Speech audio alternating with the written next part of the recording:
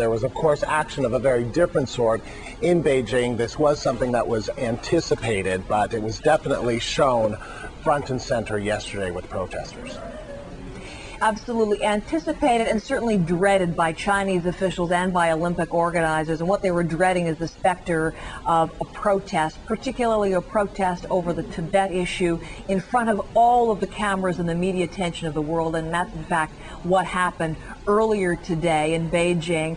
And we want to show you these pictures. They may be the first time that you've seen them. They're brand new. Four activists from Students for a Free Tibet scaled a pole 40 meters high outside National Stadium, which is, of course, the ultimate symbol of these games, National Stadium. Up on a pole, unfurled several large banners saying "One World, One Dream, Free Tibet." That's a play on the slogan of these games. Free Tibet in Chinese, Tibet will be free. Those were the slogans that they unfurled.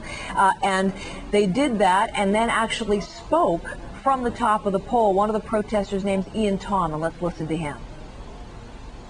We did this action today to highlight the Chinese government's use of the Beijing Olympics as a propaganda tool. They're whitewashing their human rights records on Tibet.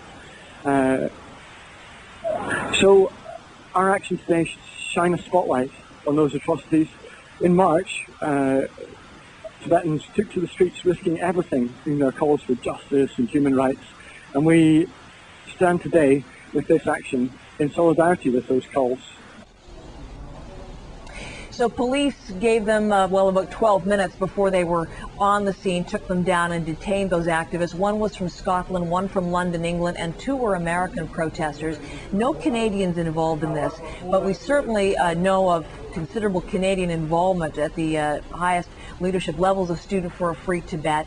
But they were here in China 1 year ago, just about exactly. If you remember this scene, we're going to show you from the year anniversary to the start of the games. Students for a Free Tibet unfurled a huge banner right in the Great Wall of China, and those activists were also detained. The Canadians were involved in the organization of that demonstration, and as a result, they knew that they were certainly going to be under close watch, wouldn't be getting a visa to come into China, so they are organizing quietly offshore. But they certainly got their message out with those banners today, Andrew. And Heather, of course, this all coincided with a much anticipated arrival in Beijing today, the Olympic torch. Yes, protest was the last thing that organizers wanted. They were really focusing on the party component of today because they're really very, very proud and celebratory moment for people here in Beijing as the Olympic torch arrived in this city and began the last leg of the torch relay before it will light the Olympic flame in Bird's Nest Stadium, which you can see over my shoulder on Friday night for the opening ceremonies. But let's show you the scene. It began in the very heart of Beijing, the historic heart, right in the Forbidden City. That is, of course, the Imperial Palace for almost 5 centuries in China.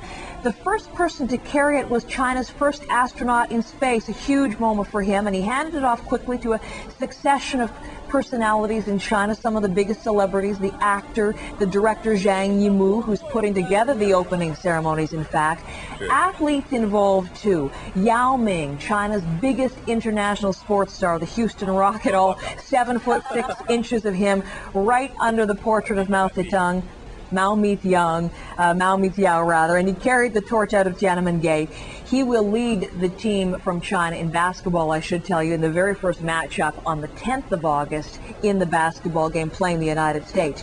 Now, the torch passed through all the landmarks, or not all of them, I guess, but many of the landmarks today. The Egg, as it's known, the National Center for the Performing Arts, passed by the Temple of Heaven, where the emperors worshipped the heavens, prayed for the harvest, and of course, also passed through Tiananmen Square, the seat of communist government, that site where the tanks rolled in and mowed down the student demonstrators in the pro-democracy protest in 1989.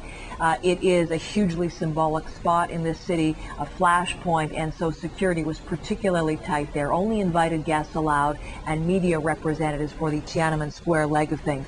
Now, I say not all of the landmarks because this is just the first leg of the torch relay here in Beijing. It's ended for today. It will continue tomorrow to the Great Wall of China, and continue through tomorrow and also carry on on Friday morning as well. A total of some 800 people are going to carry the torch during the Beijing games, or during the Beijing leg, which ends in the opening ceremony on Friday night. So we'll have some great pictures of the torch to the Great Wall to show you tomorrow, Andrew. All right, Heather. Thanks very much. Our own Heather Hiscox Welcome. in Beijing.